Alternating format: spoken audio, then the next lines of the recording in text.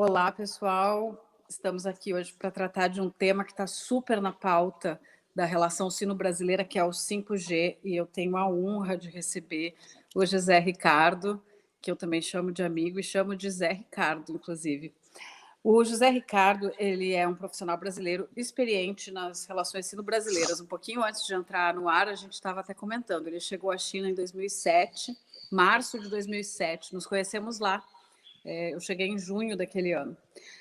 O Zé Ricardo é um advogado brasileiro, então ele ficou na China 5 anos, sempre em Pequim, né, Zé Ricardo? Exatamente. Boa tarde a todos que estão nos ouvindo. Uma honra estar aqui com você e foi isso mesmo. Legal. Bom, então ele frequentemente viaja à China ainda, né? Participa de reuniões, de missões, delegações, treinamentos, e ele obteve um MBA pela Universidade de Pequim. É gerente institucional do Braga Nascimento Exílio Advogados e também CEO do LEAD China, que é um grupo de líderes empresariais e aí setorialmente cuidando de China. O LEAD tem ele tem seções estaduais e algumas setoriais. E tem um lead nacional, Zé Ricardo? Sim. Há um lead nacional também. Ele também é pesquisador do grupo de estudos BRICS da Faculdade de Direito da USP e também membro da Comissão Especial de Relações Internacionais da Ordem dos Advogados do Brasil, Seção São Paulo, e membro da Comissão Especial de Coordenação Nacional sobre as Relações China-Brasil do Conselho Federal da Ordem dos Advogados do Brasil. Bom, a gente apresentou aí, tem, assim, o Zé Ricardo, além de ser esse amigo querido que conheci lá em 2007, a gente, depois que voltou para o Brasil, volta e meia se encontra em eventos de Brasil e China, né? Eu como jornalista, ele trabalhando como advogado, às vezes em eventos do próprio LEAD, já tive em eventos do LEAD em São Paulo, profundo conhecedor de China, e hoje a gente vai debater aqui sobre o 5G. O José Ricardo tem textos que já publicou na grande mídia brasileira, como no Estadão, falando sobre suas posições em relação ao 5G. E, enfim, queria te ouvir um pouquinho, José Ricardo, já para começar. Você se posiciona favorável a que a Huawei possa participar do leilão, né? Queria entender um pouquinho por quê. E muito obrigada por estar aqui. Imagina, prazer é todo meu falar com todo o seu público e ter a oportunidade de dividir um pouco experiências, né, com o Radar China, e explicar um pouquinho mais sobre essa questão do 5G, né? Já é uma pergunta de jornalista profissional, né? Sentou, e aí, se é a favor ou não é a favor do 5G da Huawei, né, entrando aqui no Brasil? Primeiro ponto, a Huawei ela não entrará na licitação do 5G, né? Mas sim as empresas de telecomunicação brasileiras que vão poder participar do processo licitatório aqui no Brasil. E a Huawei é uma das fornecedoras dos equipamentos, né?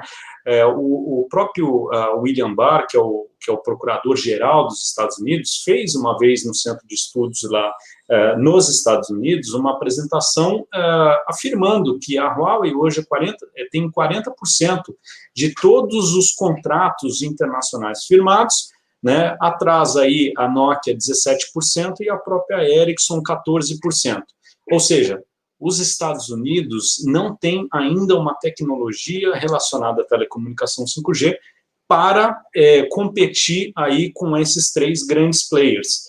Se a Huawei vai entrar ou não, né, eu faço a mesma pergunta em relação à Nokia, eu faço a mesma pergunta em relação à Ericsson.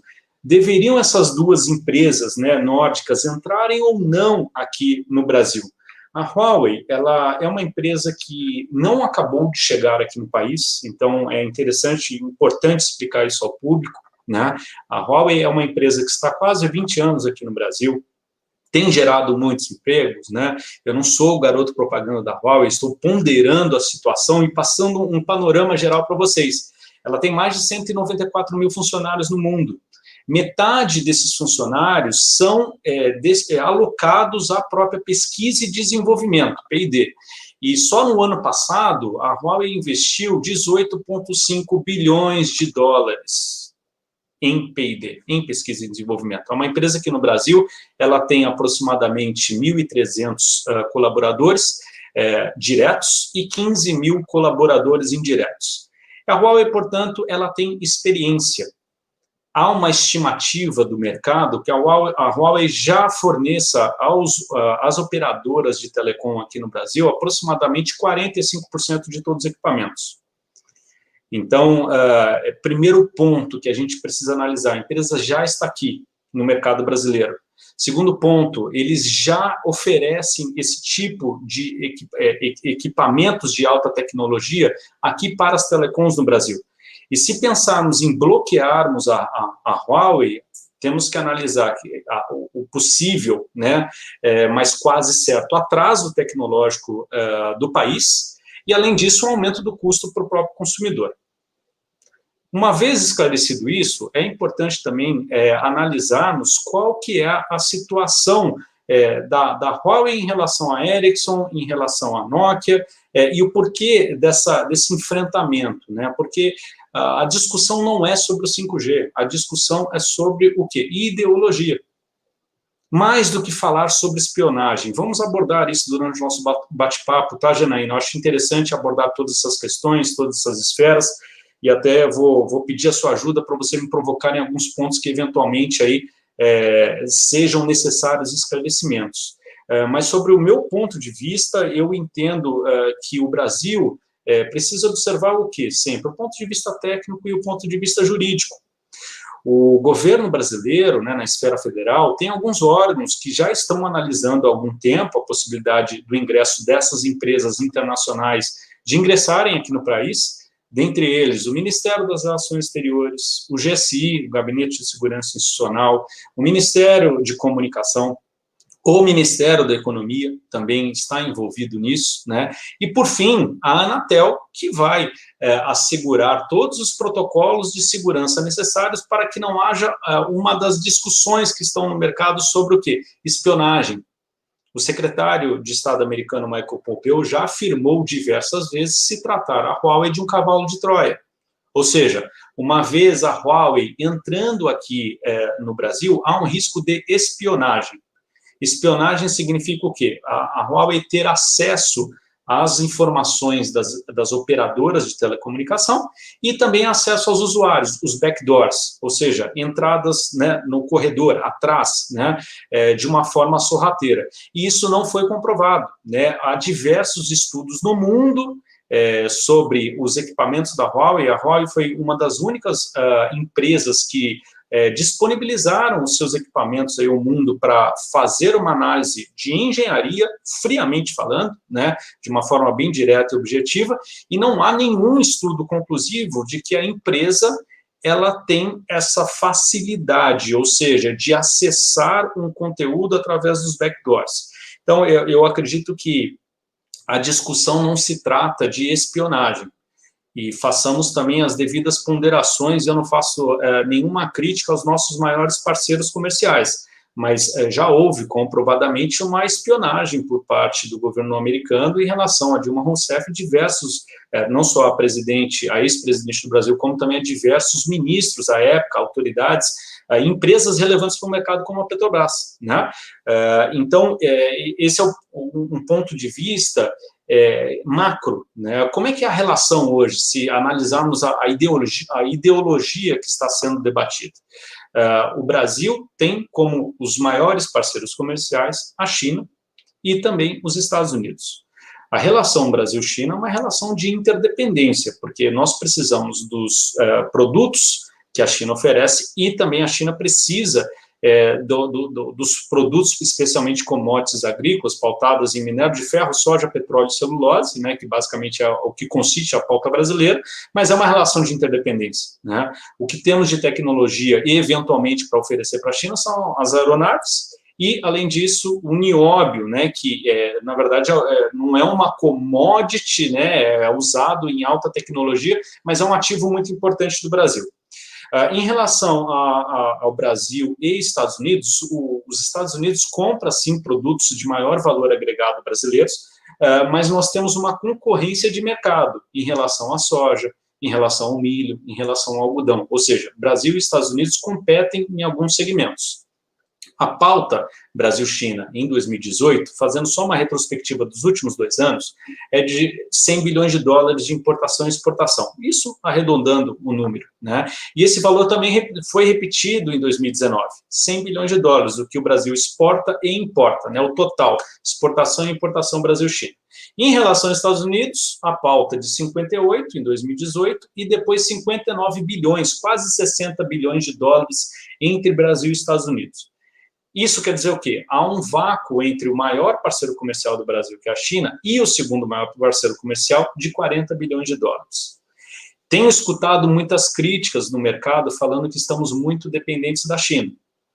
Tanto que em 2019, 80% de toda a soja que foi exportada do Brasil foi destinada para a China. E aí vem a minha pergunta, sem desmerecer demais países, devemos oferecer esses 80% de soja brasileira para quem? Para El Salvador ou para Nicarágua? Porque alguém vai ter que comprar. Se a China não ocupar esse primeiro lugar e os Estados Unidos ocuparem aí a segunda posição, né, nesse vácuo de 40 bilhões de dólares no agronegócio, e aí eu não estou fugindo do assunto 5G, eu já vou voltar para fazer a conexão, quem que vai ocupar esse lugar? Foi bacana, o Exim Bank agora tem uma possibilidade de fazer um empréstimo, né, uma ajuda, né, no investimento de 1 bilhão aqui no Brasil, né, que foi mencionado pelas autoridades americanas. Super legal, mas quais são as negociações? O que devemos buscar? Eu acredito que a gente não deve se envolver, e essa é uma opinião, uma humilde opinião minha, não devemos nos envolver nessa guerra que começou em 2018 entre os Estados Unidos e a China. Essa briga é deles. Devemos nos atentar aos nossos interesses, aos interesses nacionais. E quando eu falo dos interesses nacionais, é por isso que eu abro para o agronegócio, porque é um toma lá da cá, uma visão muito macro, não é pontual e específica somente em relação ao 5G. Se continuarmos desse jeito, a gente vai tirar o pragmatismo das relações do próprio, inerentes ao próprio Ministério das Relações Exteriores do Brasil, que sempre foram exímios negociadores. Né? Temos um dado importante, bacana também para mencionar, que são os PACs, os Planos de Ação Conjunta Brasil-China, né? O segundo PAC ele vence agora 2020 para 2021, e temos também o Plano Decenal de Cooperação entre Brasil e China. O que é o plano de cooperação decenal? Né? Esse segundo plano será de 2021, 2022 até 2031, são 10 anos. São projetos-chave. O Brasil e China, eles desenvolveram um arcabouço institucional desses projetos. E esses projetos-chave podem ser, por exemplo, ao meu ver, incluída a questão do 5G. Porque são os flagship projects, como são chamados, são oportunidades do Brasil receber grandes investimentos chineses e também a China receber investimentos brasileiros. Tudo depende de como vamos articular. E não deixa de ser também uma oportunidade para nós, brasileiros, discutirmos algo que está em falta desde a década de 70, que é o quê? Uma discussão efetiva sobre a política industrial nacional. Nós temos uma oportunidade, nesse momento de plano decenal, dizer para a China, chineses, não temos ainda assinado uma política do cinturão em rota, mais tarde, oportunamente, vamos debater sobre isso, não temos também um acordo de livre comércio, mas podemos, nos termos do plano decenal, debatermos sobre algumas questões que são interessantes para ambos os povos, uma relação ganha-ganha. O que queremos da China? Né? Os chineses sabem muito bem o que querem do Brasil, mas nós precisamos nos expressar melhor sobre o que queremos com a China. Não é síndrome de vira-lata, eu não gosto dessa pecha. Mas a gente precisa estudar previamente, precisamos debater internamente com políticas públicas eficientes, né, sobre os nossos planos de curto, médio e longo prazo. A China, Janaína, sob o meu ponto de vista, não olha o Brasil num mandato de 4 anos. O Brasil é mais do que isso. E não só o Brasil, como qualquer outro país parceiro. A China sempre analisa a longo prazo. Tanto que essa política do cinturão em rota estabelecida pelo presidente da China, Xi Jinping, em 2013, ele nasceu com uma possibilidade de expansão da capacidade ociosa, especialmente na área de infraestrutura, e algumas vertentes foram criadas. durante o desenvolvimento desse plano, né? Então, há o plano da infraestrutura, da saúde, especialmente desenvolvida, também impulsionada por conta do Covid-19, e na área de tecnologia. E essa tecnologia você tem 3 faces: a área do 5G, a área do e-commerce, né, o comércio eletrônico, diga-se de passagem, no dia 11/11, né, o Singles Day, que é um processo de grandes vendas em toda a China, e também os países que fazem negócio com a China já estão conhecendo muito mais, de uma forma muito mais aprofundada. E além do e-commerce, também as cidades inteligentes. 5G, e-commerce e cidades inteligentes. Nós podemos nos valer dessas políticas. A China já assinou, desde de março, até março de 2020, 138 políticas do Belt and Road, né? 138 países, desculpa, melhor dizendo.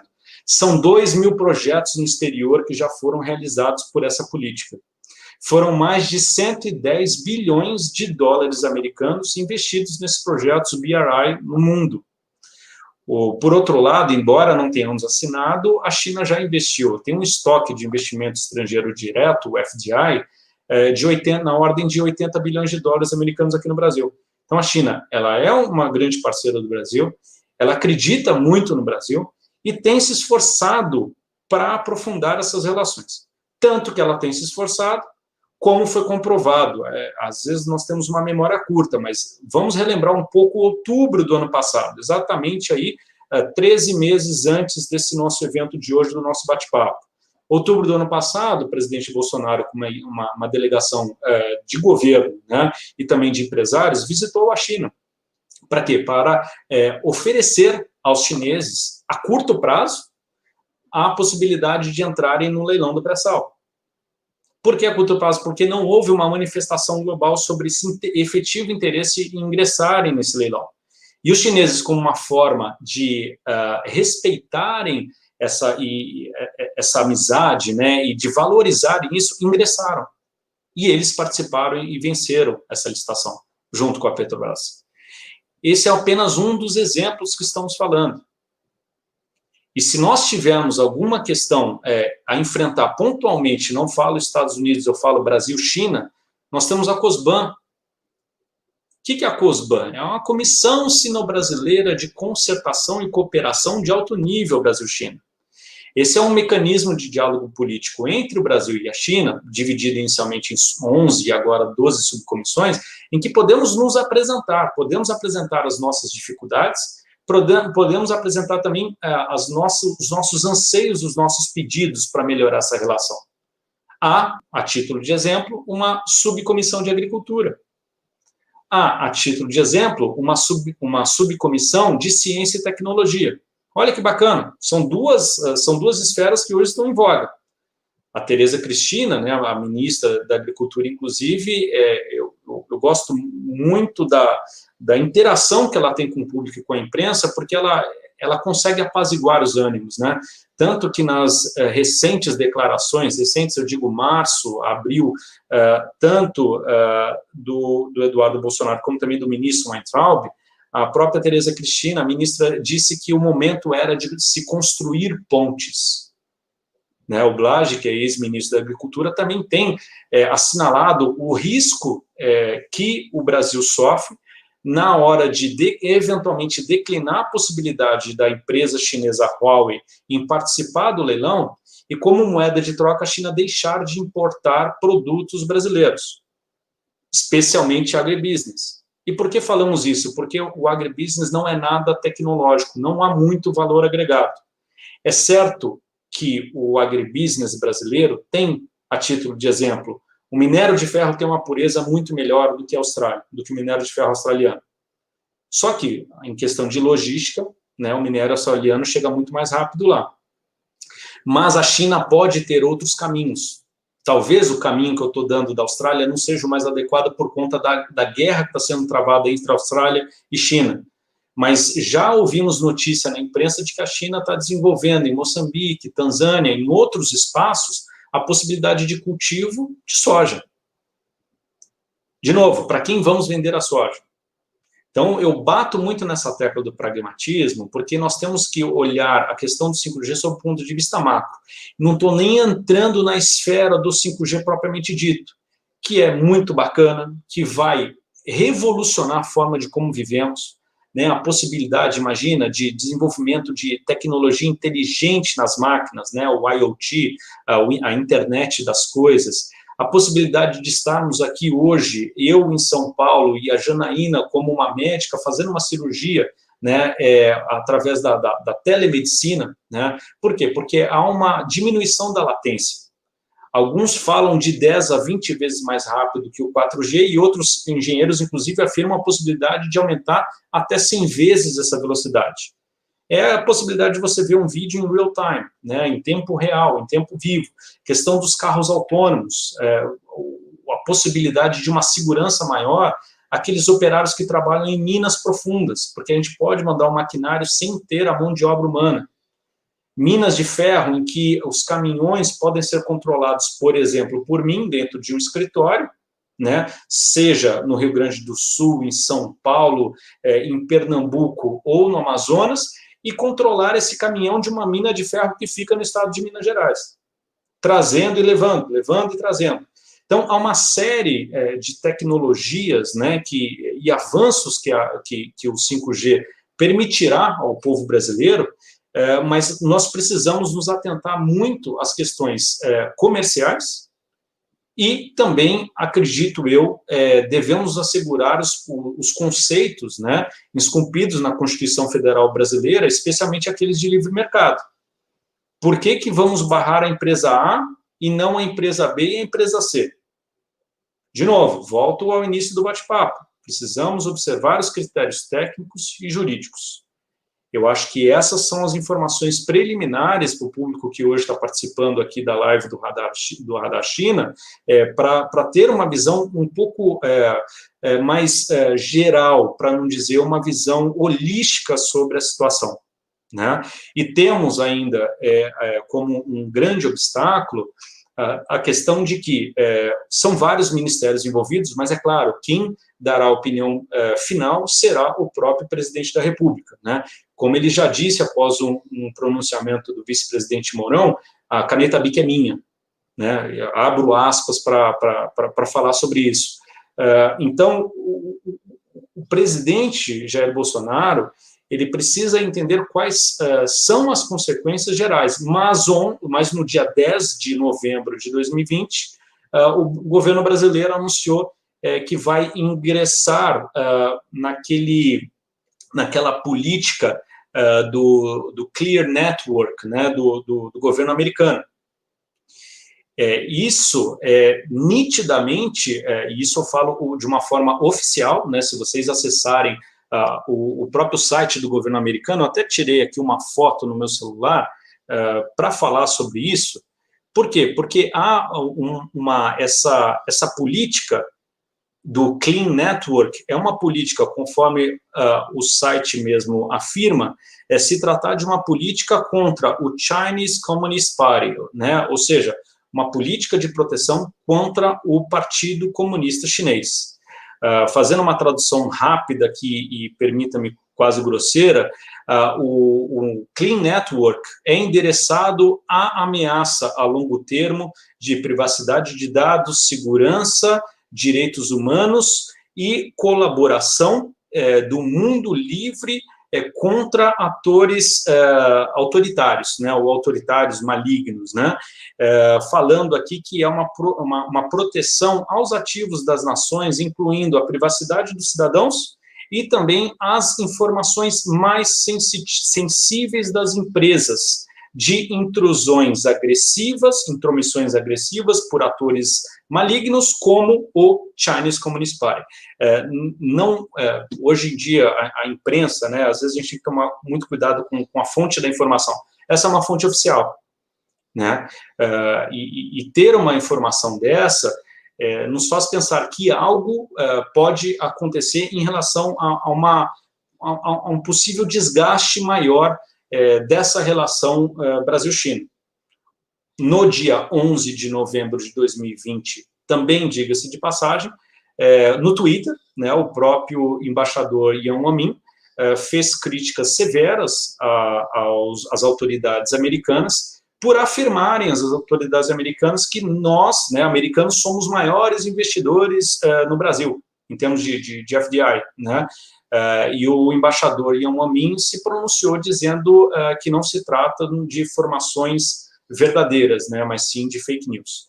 Então, é um turmoil, é um assunto muito delicado, o 5G, e eu estou muito feliz de estar aqui com vocês participando, né, compartilhando um pouco as minhas experiências e o que nós aqui do Lead China, como plataforma de negócio que une o empresariado brasileiro e chinês, entendemos, e não existe uma resposta, né, não há um certo ou errado, mas precisamos refletir.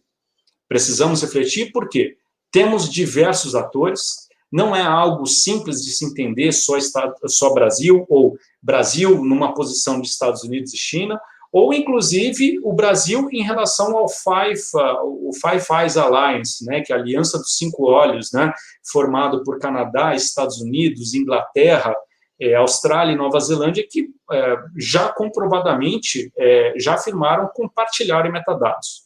Então, essa questão de espionagens, ao meu ver, não é o que está sendo debatido, mas sim uma questão de disputa ideológica e uma questão do risco de um atraso tecnológico do Brasil. Acredito que seja um bonde que já está andando, e a gente tem essa oportunidade, ainda hoje, de alavancar a política de industrialização brasileira. Eu acho que é realmente o tema espinhoso e ele acaba indo para são diversas consequências, né? Assim, quer dizer, isso poderia criar mais rusgas com a China, como é que é isso? O fato é que eu enxergo muito o Brasil como centro dessa discussão, assim, dado a importância do mercado brasileiro, quer dizer, estar aqui ou não é importante para a Huawei e para os Estados Unidos. Eles veem como muito importante que a Huawei não esteja aqui. Então, acho que são questões bem importantes para a gente pensar porque que o Brasil acaba discutindo tanto isso. Todo mundo está discutindo, mas enfim. Zé Ricardo, muita gente nos deu boa tarde, Matheus Silveira, Júlio Negri, negócios na China, e a gente já tem algumas perguntinhas, mas é porque você estava falando um pouco também de outros países, eu lembrei da Suécia, que barrou a Huawei, o governo decidiu que barraria a Huawei da entrada nos processos de licitação, porque é isso, né? E não é nem a Huawei, né? É o direito de as operadoras poderem contratar os equipamentos da Huawei. Aí o governo da Suécia decidiu que não. Pois nessa semana, as próprias operadoras lá, e agora vou falhar com os nomes, mas são 4, entraram na justiça contra essa decisão governamental, e o que aconteceu é que agora o leilão travou. Ele está suspenso, porque se enxerga... Aliás, não foram as operadoras, a Huawei entrou contra a decisão, mas as operadoras apoiam, porque é parecido ao cenário aqui do Brasil, onde várias operadoras já atuam com Huawei no seu 3G e no seu 4G, que nem o Zé Ricardo falou, mais ou menos 40% dos equipamentos são Huawei, então trocar tudo isso. E se a gente tem 3 concorrentes, deixar só 2 competirem, quer dizer, deve aumentar o preço, né? Porque aí ficaria só Nokia e Ericsson. Eu queria que você comentasse um pouquinho esse caso da Suécia, que eu acho bem emblemático, e também se você acredita que caso a gente decida por barrar a Huawei, se você acredita que daqui a pouco a gente possa seguir por esse caminho e vai judicializar essa questão, enfim. Bom, Janaína, os seus comentários eu acho que foram muito pertinentes sobre a atual situação, né? E é difícil a gente participar de live, né, pessoal? Porque a gente tem que se atualizar hoje basicamente de minuto a minuto. Tudo pode acontecer, né? Nós temos hoje essa relação ainda um pouco... não sei se nebulosa é o termo mais adequado, mas um pouco de dúvida sobre o que significa o Brasil aderir ao Clean Network, né? Essa política, essa ação norte-americana, né? Quais serão as consequências em relação a tudo, não só a tecnologia, mas em questão de uma série de relações bilaterais ou trilaterais, se eu posso assim dizer, né? Primeiro ponto. O segundo ponto, em relação a essa notícia, bom, certamente o Brasil tem aí esculpidos, né, todos os seus princípios de livre democracia, né, de uma democracia, livre mercado na sua Constituição. E certamente, eu não tenho dúvidas, não há sombra de dúvidas, Janaína, que haverá sim uma manifestação falando propriamente de ajuizamento de ação judicial pelas operadoras, eu não tenho dúvida, e algumas entidades poderão se manifestar, né? Dentre elas, por exemplo, a Ordem dos Advogados do Brasil, eventualmente podem ajuizar ações no sentido de cumprimento desses princípios constitucionais brasileiros. Então, há sim essas discussões, esses planos A, B e C, tanto por parte do governo federal, como também por empresas privadas, né, e associações, entidades, elas já estão sendo debatidas e as estratégias já estão sendo definidas. Por quê? O leilão já está aqui, né, no primeiro semestre de 2021. O leilão estava previsto inicialmente agora, esse ano, 2020, foi prorrogado por conta do Covid-19, e uma vez prorrogado, está sendo discutido se será no primeiro trimestre ou no primeiro semestre de 2021. Muito debate está sendo feito, claro, o governo brasileiro, diga-se, importante dizer, que está fazendo uma série de estudos detalhados, né, estudos técnicos sobre o impacto dessa tecnologia, até porque, veja bem, o licitante que venceu o certame, ele vai ter que montar uma parafernália de infraestrutura, porque o sinal do 5G, quando ele cai, ele volta para o 4. Né? E se estamos falando de veículos autônomos, uma latência do 4G pode ocasionar o quê? Acidente de trânsito, atropelamento, dentre outros desastres. Né? Então, precisa se montar aí alguns certames em algumas regiões específicas, principalmente muito mais populosas, como São Paulo, de uma cobertura de 95% da cidade. Então, é algo muito detalhado, é uma responsabilidade muito grande. Mas, de novo, a gente precisa debater sobre isso e a gente precisa entender qual vai ser o cenário. De novo, a maior preocupação não é apenas a questão do encarecimento da implementação e instalação dessa tecnologia 5G por duas empresas, se banida a terceira. Né? Porque se a gente fica só nessa Huawei, dá também até uma questão de um cheirinho de xenofobia. Então, vamos falar das empresas A, B e C. Se só a empresa A e a empresa B participarem, a C não, um risco de encarecimento. Lembrando que essa empresa C, que está sendo excluída, ela já tem aí ela já fornece aproximadamente 45% dos equipamentos para as operadoras de telecom brasileiras. Então, esse é um dos pontos a serem analisados, né? Os critérios do custo e a viabilidade disso. E vamos lembrar que essa empresa C, ela está vindo de uma experiência num país a 17 mil quilômetros, em que investe aproximadamente 2% do seu PIB em inovação. Se analisarmos os planos quinquenais, o que são os planos quinquenais? São os planos de meta estabelecidos pelo governo da China desde a sua fundação, né? A sua fundação foi em 1949, mas a partir de 52 para 53, os planos quinquenais foram lançados na China. Né? O primeiro plano foi de 52 para 53, inspirados aí no modelo da União das Repúblicas Socialistas Soviéticas. E esses planos são planos para que o chinês enxergue o que deseja ter a cada 5 anos. Só que, além dos planos quinquenais, a China já tem uma política do Made in China 2025 e o China Standards 2035. Já vou chegar lá.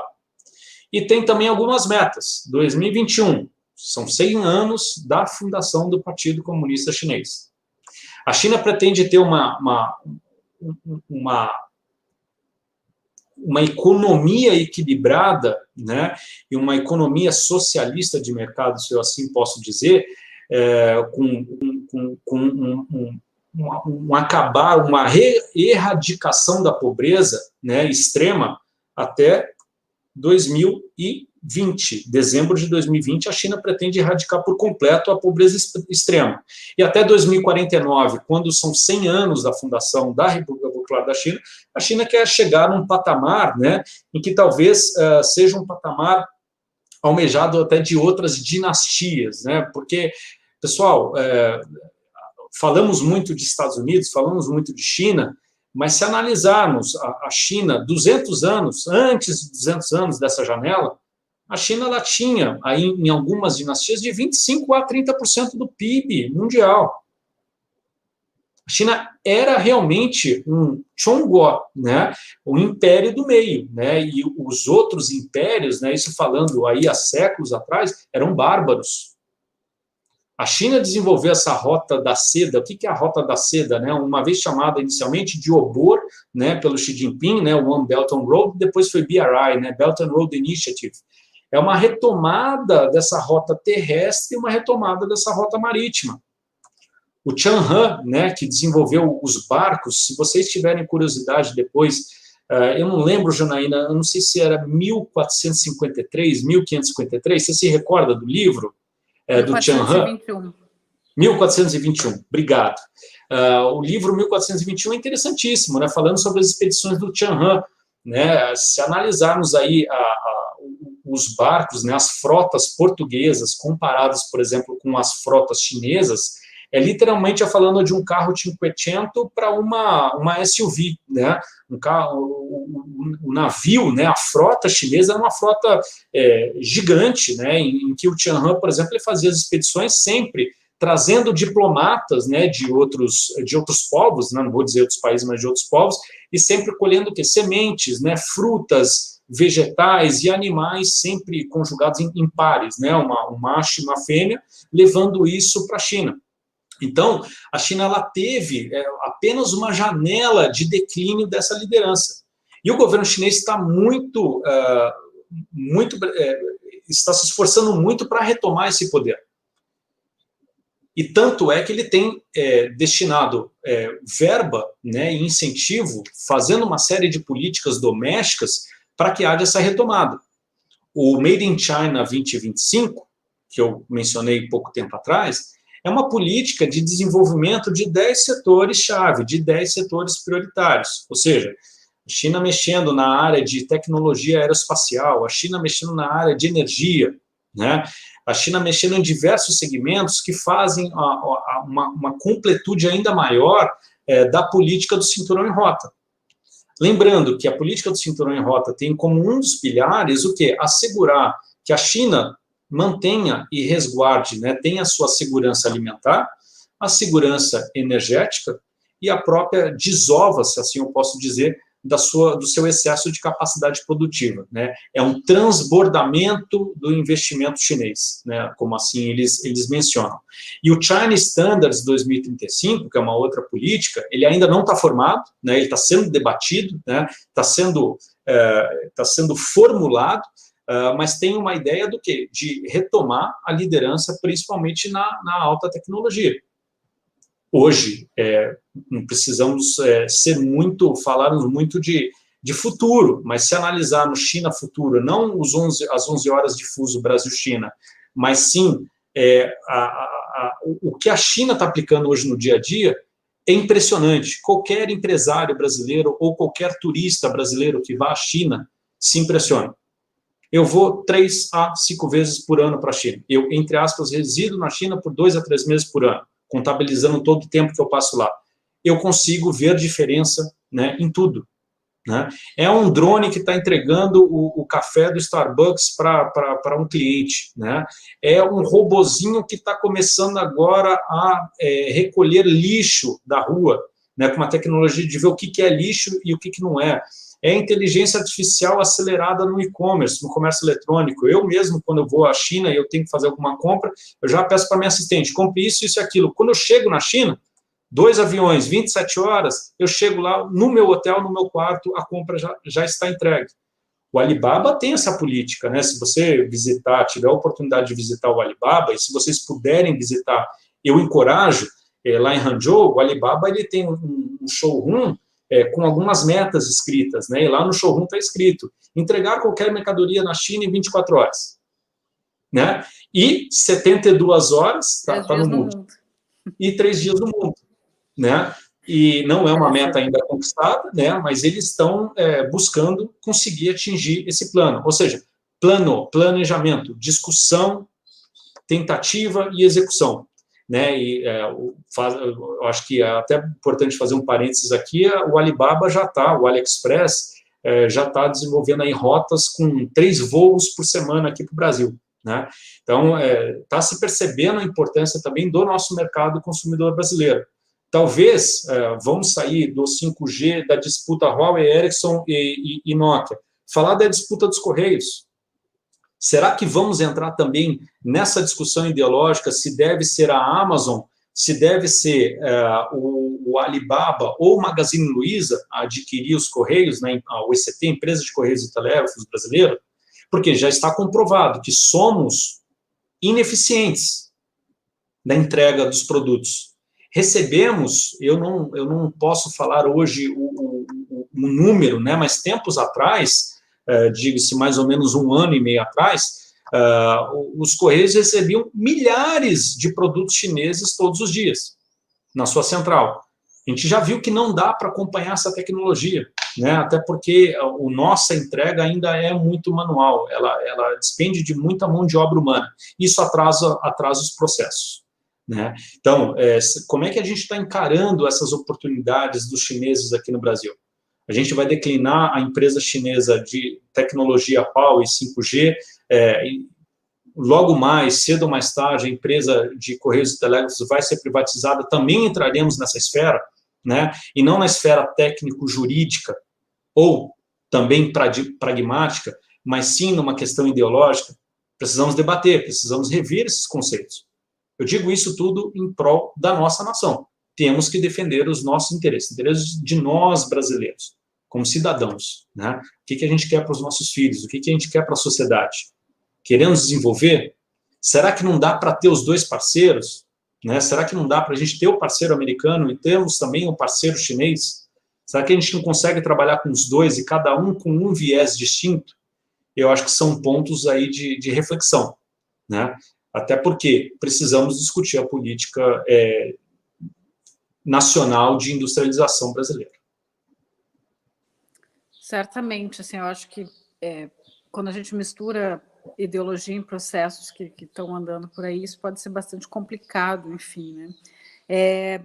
A gente tem bastante perguntas, deixa eu pensar aqui, o Valdir, vou começar pelo Valdir Lopes. Primeiro ele comentou se a Claro estaria realmente usando o 5G no Brasil, porque tem muita gente que já está anunciando, né, que usa o 5G, mas acho que a gente ainda não tem essa infraestrutura. Eu também não entendo muito esse processo. Ele até é mais técnico, não sei se você quer comentar sobre isso ou não. Posso comentar. O Valdir fez outros 2 comentários em que ele diz também que essas questões de backdoor a gente já enfrenta sob a perspectiva de usuário com outras empresas, WhatsApp, Facebook, enfim, citou outras empresas de tecnologia e a gente também estaria expostos a isso. E aí ele fez um último comentário de que a gente precisa ser parceiro da China, porque pior do que estar não vai ficar. Enfim, então eu queria ouvir você. Vamos lá, ótimas ponderações do Valdir. Valdir, eu entendo que essa questão do 5G, as empresas de telecomunicação brasileiras e empresas relacionadas à área de telecomunicação e produção de produtos já receberam notificações, a própria Claro é um exemplo disso, e até uma questão que causou um certo desconforto, não sei se vocês tiveram aí, se vocês acompanharam uma publicação especial sobre 5G no programa da Rede Globo, no Fantástico, no domingo, em que se falava sobre 5G, a notícia deixou bem claro que o 5G não estava implementado no Brasil, e quando, no intervalo da matéria, apareceu uma das empresas, né, de telefonia, anunciando, somos a primeira empresa a implementar o 5G aqui no Brasil. Então, eles receberam uma notificação e o corpo jurídico já está atuando para tentar esclarecer eventuais mal-entendidos, né? Então, a telecomunicação 5G, ela está sendo implementada. Valdir, nós temos laboratórios referentes ao 5G, né? Por uma questão de confidencialidade, eu não posso dizer, mas em nome do Litina, eu já esclareço que há um laboratório que será inaugurado em breve, 5G, entre Brasil e China.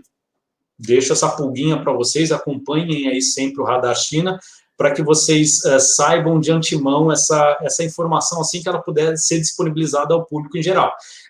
Mas um laboratório 5G vai ser inaugurado numa região aqui do Brasil, né? Mas já há um teste, né? Algumas regiões brasileiras já estão testando essa tecnologia. Testar não significa implementar. A própria empresa chinesa Huawei já tem feito testes, né, para que haja uma migração, ou seja, uma compatibilidade do 4 para o 5G aqui no país. Janaína, segunda pergunta, desculpa. Não, e ele estava comentando a questão dos backdoors. Os backdoors. Que a gente enfrenta com outras empresas. E né, essa questão dos backdoors, né, ou seja, buracos, né, no meio da rede que permitam aí o acesso não autorizado pelos usuários, isso já acontece. Pessoal, vamos entrar hoje no Google e vamos digitar, quero ir com a minha família para Recife passar as férias.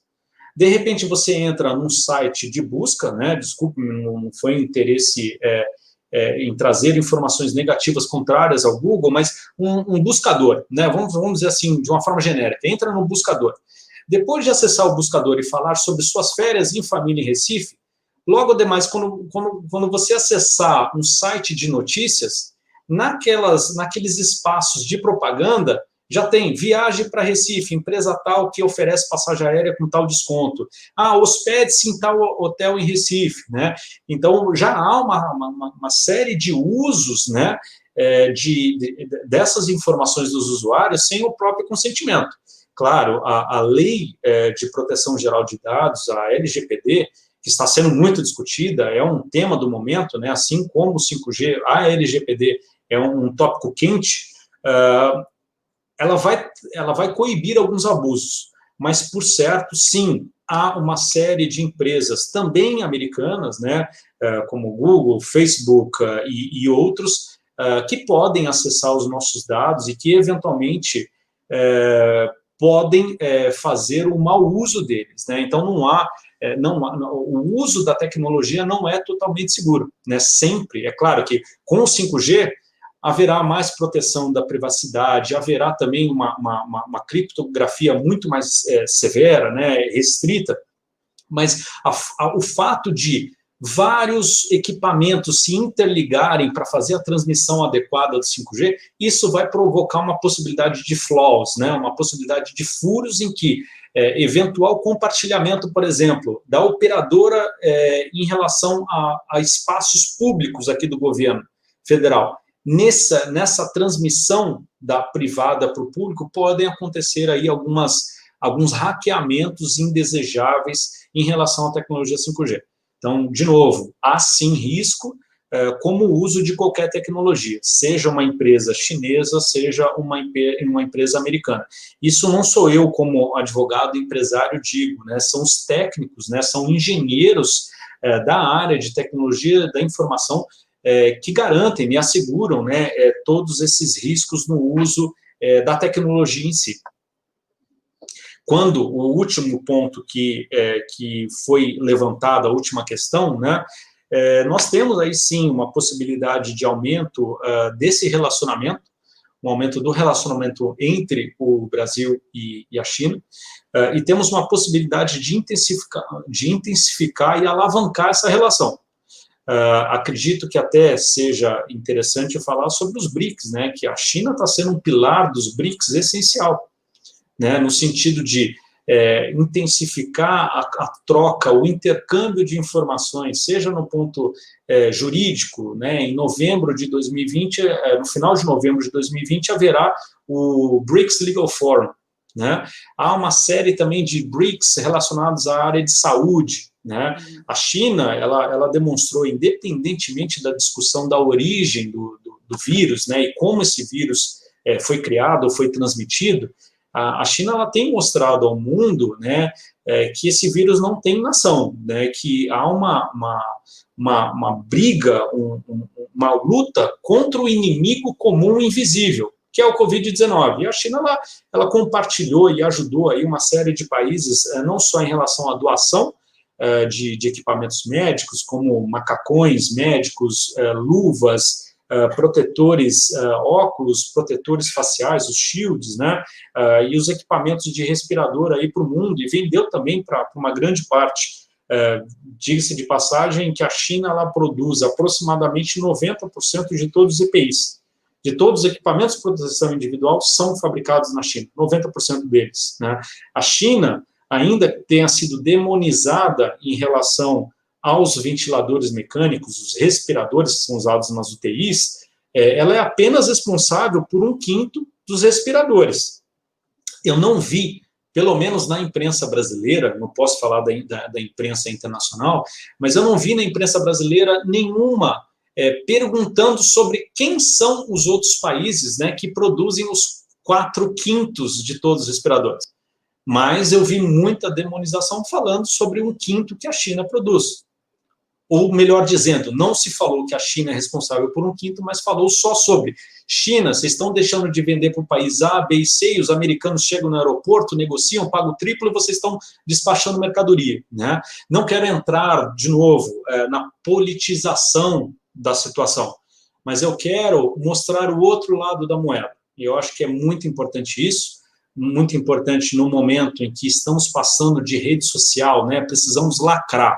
Precisamos fazer uma frase de efeito no LinkedIn, no Instagram, no Facebook, né?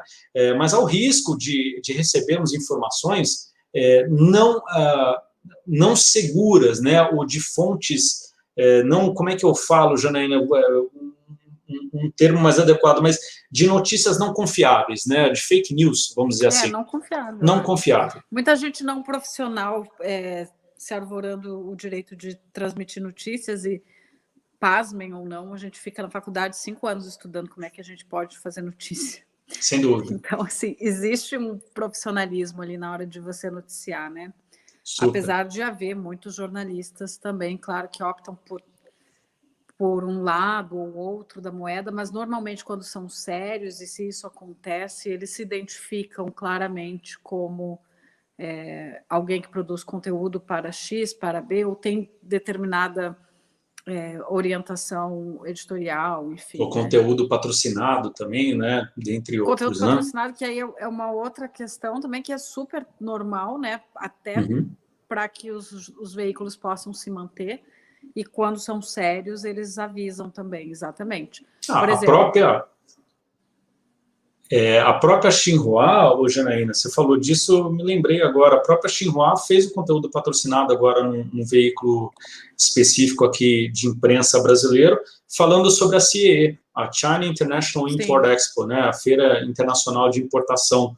Esse é um momento até, acho bacana compartilhar com o seu público do Radar China, muito importante para o Brasil. Por quê? Porque podemos desenvolver aí a venda de produtos brasileiros para o público chinês. É o primeiro movimento que a China faz em termos de feira, em que os chineses estão importando do mundo. Então, eles realizam essa feira em Xangai, né? Essa terceira edição que começa agora em novembro, né? Foi do dia 5 até hoje, né? São 5, 6 dias de duração, e eles prometem, no prazo de 5 anos, comprar 10 trilhões de dólares do mundo. Eu vou voltar com esse número. A cada uns 5 anos, comprar 10 trilhões. Pessoal, a gente tem o que o chinês precisa.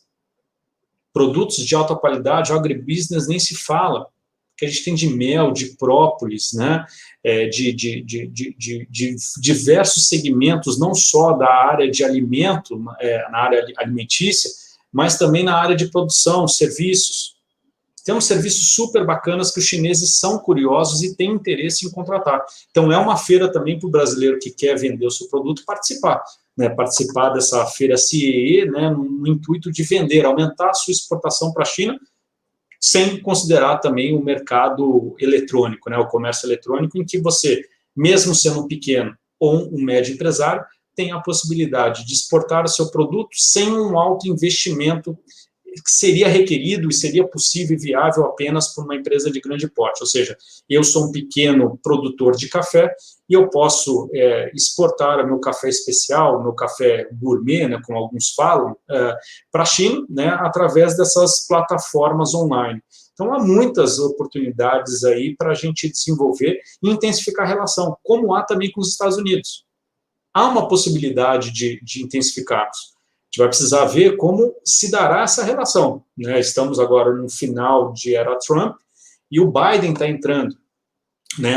A partir do dia 20 de janeiro de 2021, o Biden ele vai ingressar e foi nomeado e eleito, né? Se não tiver nenhuma disputa, terá disputa jurídica, mas se não tiver nenhuma alteração, ele vai coordenar e vai conduzir aí os Estados Unidos da América, e acho importante começarmos a entender e acompanhar quais são as manifestações do presidente Biden, né, em relação ao Brasil, e como se dará essa guerra. Na minha opinião, é muito cedo ainda para avaliarmos, mas podemos tirar algumas conclusões desde já. Né? Certamente haverá um enfrentamento com a China, isso não tenha dúvida, né? Mas eu acredito que haverá um resgate da primeira fase do acordo comercial. Por que disso? Porque o Biden ele é um exímio negociador. Na imprensa brasileira se fala muito sobre as gafes que o Biden cometeu, né? Mas pouco se fala sobre o poder de negociação que ele tem. Ele foi o responsável, né, o chair da Comissão de Relações Internacionais do Senado americano. Então, ele gosta de ser, ele é muito aberto ao diálogo, ele gosta de entender os dois lados. Né? É um negociador nato, um negociador habilidoso, e o fato de ter um presidente negociador, eu acredito que o diálogo poderá ser melhor conduzido, né, que ele pode ser melhor aí aproveitado. Isso eu falo não só em relação ao acordo comercial, o embate, né, comercial, guerra comercial Brasil, China e Estados Unidos, como também a própria relação Estados Unidos e Brasil. Né? Tirando essas farpas que temos acompanhado em relação à Amazônia, né, precisamos entender do governo americano, a partir do regime do Biden, como serão essas relações. Para quê? Para otimizarmos os nossos interesses. Né, para que a gente continue aumentando a exportação para a China, para os Estados Unidos, ainda que tenhamos de 2019 para 2020 diminuído sensivelmente as exportações. Mas os Estados Unidos continuam sendo um importante parceiro comercial do Brasil. Com certeza. Deixa eu fazer um apanhado aqui de perguntas. O Michel Damasceno está comentando que se o Bolsonaro poderia até excluir a Huawei, mas eventualmente... Na verdade, se ele não excluísse, ele poderia atrasar, né? Isso, de qualquer forma, também é preocupante. Acho que retoma a coisa da judicialização, enfim. E aí, Rafael Ferrari, aliás, desculpa, o Leandro Ferrari, até comentou em relação ao 5G, que é engraçado que a gente fale isso quando hoje a gente tem falhas na rede atual, né? Ele comenta que, às vezes, você está andando pela estrada, você fica a 60 quilômetros sem internet. E aí, só para fechar, eu acho que dá para juntar também uma pergunta da Gabriela Alves, porque ela faz a seguinte... A pergunta dela é a seguinte: o 5G da China depende, de certa forma, de alguns componentes onde os Estados Unidos detêm tecnologia, que são os chips. E, na verdade, não só os Estados Unidos, mas empresas europeias também, principalmente. E se a gente adotasse e daqui a pouco pudesse haver sanção, se isso não significaria que o Brasil, adotando o 5G que viesse da Huawei, se a gente não ficaria obsoleto em um certo tempo, dadas sanções dos Estados Unidos. Então, acho que a gente está falando muito aí de tempo, né, de demorar e os perigos, perigos, enfim, potenciais da adoção do 5G da Huawei. São ótimos comentários, obrigado pela colaboração de todos que estão nos assistindo. Sim, certamente o presidente Bolsonaro, por ele ser, entre aspas, de novo, and I quote, né, a caneta Bic é minha, né, ele pode sim atrasar, ele tem todas as prerrogativas para falar, pessoal, falar para a sua equipe, né, tanto do GSI, como do Itamaraty, como do Ministério da Economia, o Ministério das Comunicações, e ainda, eu falo até que o Ministério da Agricultura é um ministério adjunto nessa questão do 5G, né, porque tem essa influência, como já debatemos previamente. Ele tem sim a possibilidade, a prerrogativa de atrasar se ele não sentir que os ministérios elaboraram relatórios, né, técnicos, com informações técnicas, e também não foi debatido diplomaticamente falando, né, ou entre os negociadores de todas as esferas e de todos os ministérios, ainda não houver um consenso. Se não houver um consenso, o presidente Bolsonaro pode sim falar, olha, pessoal, a gente vai fazer esse leilão a partir do segundo semestre de 2021, 2022 ou 2025, né? Ele que vai ter essa autonomia para decidir e definir o atual momento.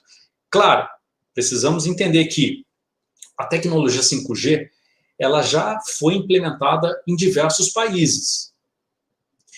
Então, significa que os primeiros erros, ou os erros mais básicos, já estão sendo sanados e solucionados nos países em que a tecnologia está sendo implementada, ou já foi implementada, e o Brasil ele pode, entre aspas, se valer disso, né, e não chegar nessa fase de alguns erros, vamos dizer assim, básicos, né? Mas também não podemos falar em implementar uma tecnologia 5G em 2025, sabendo que os demais países já estão, por exemplo, que tem uma alta agricultura, já utilizando o drone, e o drone fazendo toda a mensuração do quê? Da quantidade de água na plantação, quantidade de inseticida, como é que está o desenvolvimento da parte A para a parte B, né? Por quê? Porque a gente vai perder mercado, a gente vai perder competição. Você imagina se eu tivesse aqui uma inteligência artificial com todo o conhecimento que o Zé Ricardo está compartilhando, e essa máquina que está aqui na frente de vocês ficasse 24 horas respondendo todas essas perguntas. O Zé Ricardo Real, ele vai lá dormir, ele volta, a máquina está ainda respondendo. Agora, na vida real, temos aqui Zé Ricardo Real com Janaína Real, num período X de tempo para debater sobre um tema quentíssimo, mas, uma vez findo, o Zé Ricardo vai embora. Né? Então, a máquina ela vai aumentar não só a produtividade, como a assertividade, o accuracy. Né? Então, a gente precisa também se atentar a isso, né? Sobre a questão do prazo de não perder o bonde. Né? Essa frase é muito forte, mas às vezes eu uso nas entrevistas com a imprensa, falando que o Brasil não pode se dar ao luxo de perder esse bonde na história. A gente precisa fazer história através da implementação do 5G. 5G não significa China, 5G não significa Estados Unidos, 5G significa tecnologia. Deixar muito bem claro. E ainda deixando também claro que 5G Estados Unidos não não tem ainda uma empresa que consiga competir com a Huawei, a Ericsson e a Nokia. Né? E o último ponto que foi debatido também por vocês, pelo público, que foi levantado aqui pela Janaína, é em relação à dependência dos chips. Né? Claro, a China ela vê isso como um bottleneck, né? Como um gargalo e o risco de desenvolvimento. Temos acompanhado aí os Estados Unidos banindo diversas empresas de alta tecnologia chinesa, como o TikTok, por exemplo, né, que já atingiu aí a cifra de 1 bilhão de usuários nos Estados Unidos. Então, a China tem tentado, sim, desenvolver mercados paralelos. Veja bem, a questão do chip, grosseiramente falando, pode também ser comparado ao quê? À produção de soja brasileira, enquanto a China está tentando desenvolver outros mercados, produtores e exportadores de soja. Grosseiramente, é um exemplo comparativo, né, para não se depender muito desse tipo de tecnologia. Né? Veja bem, o próprio país, Japão, né, vizinho da China, já estacionando a NEC para desenvolver essa tecnologia. Para quê? Para criar mecanismos que diminuam a dependência. Vamos lembrar, né, o eixo do mundo está sendo alterado. Pessoal, nós estamos hoje basicamente exportando grande parte dos nossos produtos para a China. O eixo do mundo está se deslocando para a Ásia. A Ásia, per si, ela já pode, com o tempo, não vou falar independente, isso é banalizar um comentário, generalizar muito, mas ela está se tornando uma potência. Eu tenho um número aqui bacana para dividir com vocês, e aí, Janaína, eu preciso consultar o meu pai dos burros eletrônico, que é uma foto, tá, gente? Não é uma cópia, mas é uma foto dos meus cadernos com as minhas anotações, tá? Falando aqui sobre as exportações chinesas para o Brasil em 2018. As exportações chinesas para o Brasil em 2018 foram de 1,95. E as exportações e as importações que os chineses fizeram do Brasil foram de 3,53. Fazendo um paralelo com o primeiro quadrimestre de 2020, foi de 1,4 e 3,7. Tirando uma conclusão de tudo isso, eu falo que a participação brasileira ela é ínfima em relação ao mercado chinês. Eu estou falando de 1 ponto alguma coisa, estou falando de 3 ponto alguma coisa.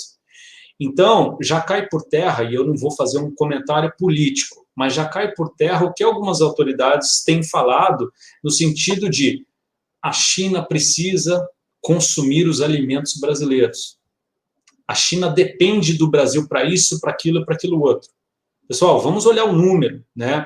Eu às vezes, eu gosto de ter um calor do debate, mas a gente não pode ignorar números. Não podemos ser contrários também à ciência. Eu também não vou entrar nesse mérito. Mas a gente precisa analisar o quê? Testes. Tá? O que a ciência fala. O que o comércio propriamente dito fala. Qual que é o trade do Brasil? Né? Para quem que o Brasil está exportando? Quem que é o mercado consumidor dos produtos brasileiros? Então, a gente vê por esses números que são números pequenos, são números inexpressivos. Podemos aumentar? Claro, como podemos aumentar a nossa pauta com os Estados Unidos. Só que a gente precisa, de novo, fechar a janela, fechar as portas e, entre nós aqui numa reunião, debatemos o que queremos. O que a gente procura? Vamos lembrar do plano decenal, né? Olha, vamos desenvolver um novo plano decenal para a China, né? Fazer o segundo plano decenal. Vamos colocar na pauta que, em contrapartida à implementação, por exemplo, do 5G, não que a gente vá deixar ou enfatizar a importância da Huawei entrar no Brasil, mas vamos deixar a Huawei participar desse modelo. Na contrapartida, eu quero um aumento, por exemplo, da importação de aeronaves, né? A exportação brasileira de aeronaves para a China. Vamos aí aumentar a exportação do produto A, do produto B, do produto C. O algodão mesmo esse ano foi um aumento de mais de 270%. Para a China, para o mercado chinês. Então, vamos desenvolver isso, né? A gente consegue. Né? E a China, eu termino aqui fazendo meu comentário em relação a essas 3 dúvidas, a China ela é muito clara com o governo brasileiro, eles são exímios negociadores, mas eles foram muito claros com o governo brasileiro no próprio PAC, o Plano de Ação Conjunta. Né? Tem um plano decenal, que são projetos-chave, né, flagship projects, e há o plano de ação conjunta, que são metas, né, metas e prioridades em relação ao relacionamento bilateral Brasil-China. No PAC, se vocês analisarem, é só acessar o site do Ministério das Relações Exteriores brasileiro, no PAC, na área, na subcomissão de agricultura, está escrito que o governo chinês reconhece, eu não tô criando hipóteses, está escrito lá no documento oficial do governo brasileiro e do governo chinês. O governo chinês reconhece que a pauta bilateral Brasil-China é uma pauta deficitária para o Brasil. E o governo da China está à disposição para abrir mecanismos de diálogo com o Brasil para melhorar essa pauta. De novo, uma relação ganha-ganha, uma relação frutífera, uma relação de amizade e confiança. 46 anos foram completados agora no dia 15 de agosto de 2020, 46 anos de relações diplomáticas Brasil-China. Então, é um grande parceiro. Eu não estou aqui para exaltar a importância da China, eu estou aqui para contextualizar a relação Brasil-China, Brasil-Estados Unidos, que são 2 parceiros importantes, extremamente importantes para o desenvolvimento do nosso país, e são 2 parceiros que precisam ser cuidados com muito carinho e atenção. Não dá para ficar dando chicotada no nosso maior cliente, independentemente do setor ou segmento que você trabalhe. Seja você jornalista, advogado, empresário, marketing ou etc., né? Você tem um maior cliente, você não consegue, não tem duração, não tem amor que dure, né, o maltrato reiterado contra o seu maior cliente. Isso a gente precisa pensar, isso a gente precisa refletir, e isso precisamos debater internamente, antes de nos expormos ou abrir muito, né? Quem abre muito a boca, né, pode entrar mosquito, né? Então, vamos debater internamente, vamos entender o que a gente quer das nossas relações internacionais, relações exteriores, Brasil com o mundo, né? E depois a gente pode se expressar, mas eu acho que troca de farpas de uma forma desnecessária, apenas para lacrar, eu não compartilho desse entendimento. O Nelcon Presley fez diversos comentários ao longo do nosso debate aqui. Ele é um usuário que volta e meia vem aqui, já disse que ele não tem nada contra a China, inclusive gosta muito da China, mas ele tem algumas críticas em relação ao atual governo, né? Enfim, ele comentou já em duas oportunidades que a gente não poderia ficar falando que colocar a nossa pauta de comércio com a China como uma contrapartida de aceitar ou não a Huawei. Eu já digo de antemão que, assim, se a Huawei for barrada por um motivo que não seja técnico, talvez eles possam nos querer nos barrar também, por que não? Agora, claro, se for técnico, eu acho que a China não deveria fazer esse jogo.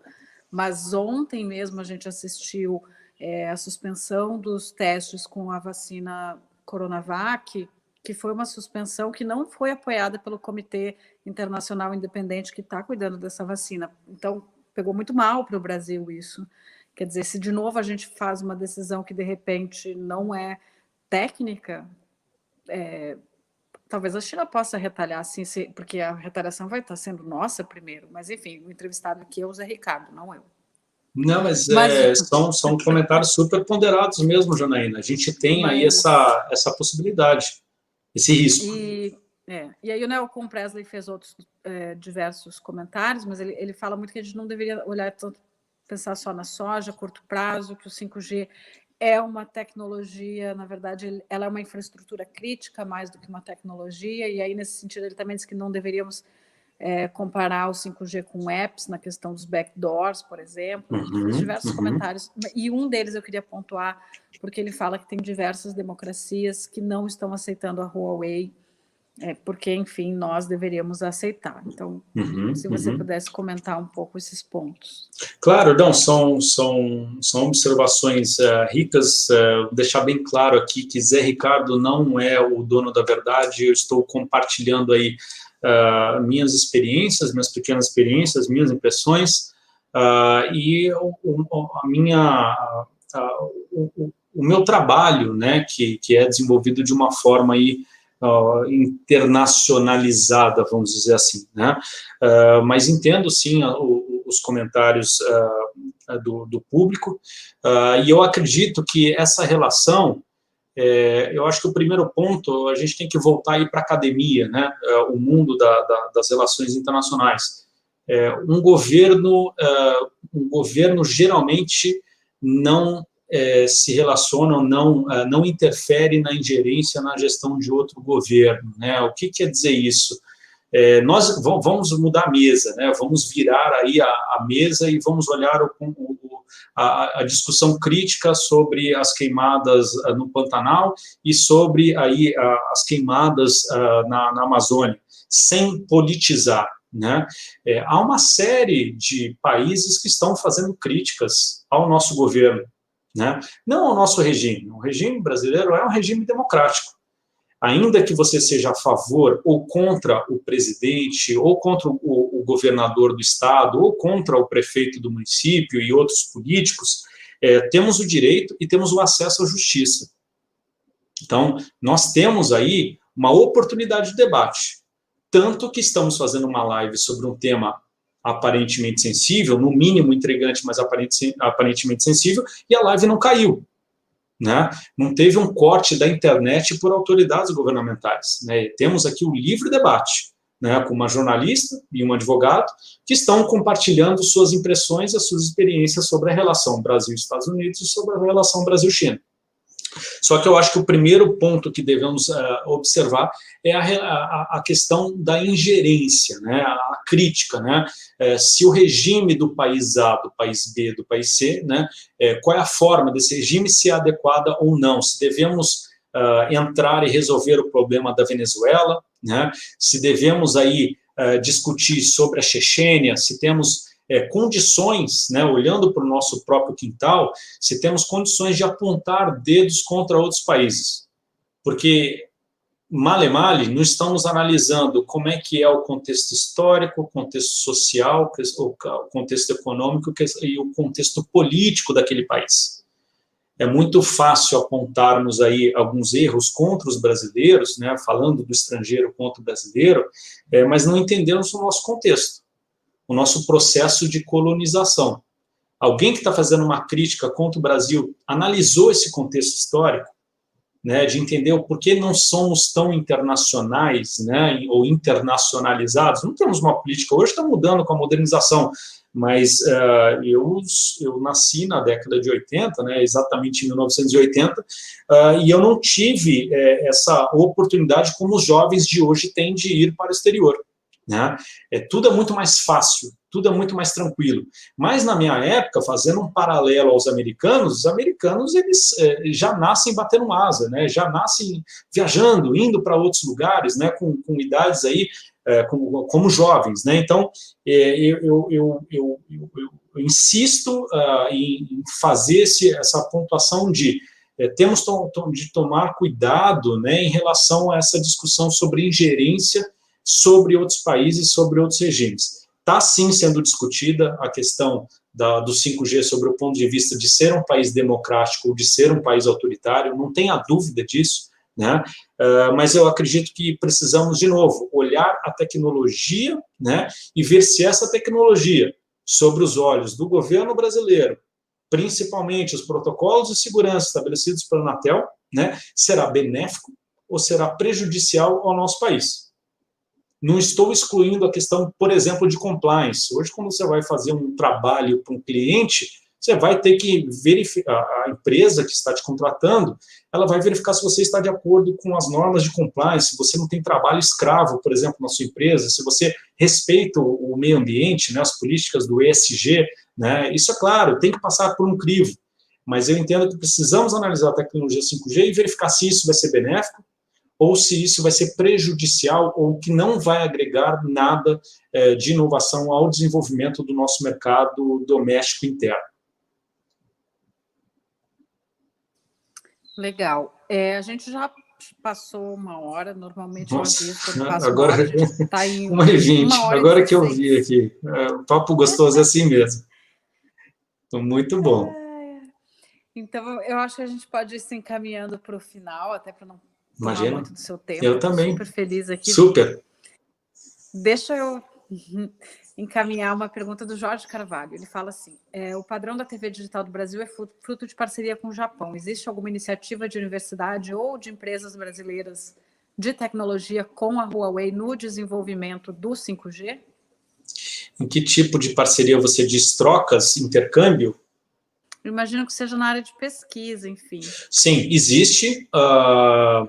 Pessoal, eu não posso contar, eu preciso esperar um pouquinho, tá? Eu preciso esperar exatamente 1 mês, tá? Eu prometo que a Janaína vai compartilhar com vocês, mas assim, não só a questão de instituto de pesquisa, essa troca, esse intercâmbio.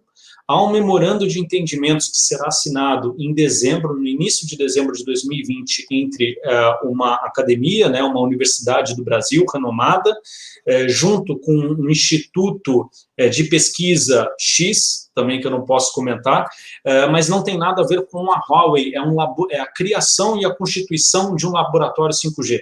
Ou seja, prol da pesquisa, não é prol da discussão se é a empresa 1, a empresa 2, a empresa 3, ou como falamos inicialmente, se é da empresa A, da empresa B e da empresa C. É fomento de estudo, fomento de pesquisa. Sim, há um laboratório que está sendo criado, né, e as informações sobre isso serão abertas ao público em dezembro de 2020. Então, acho que é mais É mais um motivo aí para vocês acompanharem o Radar China e ver o que vai rolar do mais atual possível em relação a essa tecnologia. Queremos saber. E é muito legal, né? Assim, falando de empresas brasileiras, eu me lembro, aliás, desculpa, de empresas chinesas que atuam aqui no Brasil, eu lembro da BYD, que tem um laboratório para pesquisa de painel solar junto com a Unicamp, e se não me engano, eles têm alguma coisa de pesquisa em Manaus também. Sim, a Huawei tem, se não me falha a memória, o laboratório lá com a Vivo. E tem um laboratório com a Vivo lá em Brasília. Então, eles estão fazendo uns testes. Laboratório para pesquisa de Smart Cities. O Paulo Ferraccioli disse que a live foi muito boa, dá parabéns para você, José Ricardo. Obrigado. E o Matheus Silveira está torcendo para que esse laboratório de 5G seja no Rio de Janeiro. Então, não sei de onde o Matheus mas estou imaginando que ele é do Rio. Não sei se você vai apostar, Matheus, mas não é no Rio de Janeiro. Infelizmente, não vai ser nessa região por hora, pelo menos desse projeto que eu estou aí secretamente dando algumas pitadas para vocês. Legal. O Valdir Lopes comenta que o YouTube e as redes americanas não derrubam esse debate, mas também não impulsionam, e que eles impulsionam só as corporações americanas e dos aliados. Quer dizer, a gente sempre tem, né, essa ideia de que os países acabam lutando pelas suas empresas e pelas suas políticas, né? Sim, aliás, isso é muito interessante. O Brasil não deveria se aliar a ninguém, né? Sim a si mesmo, que é o que você está falando.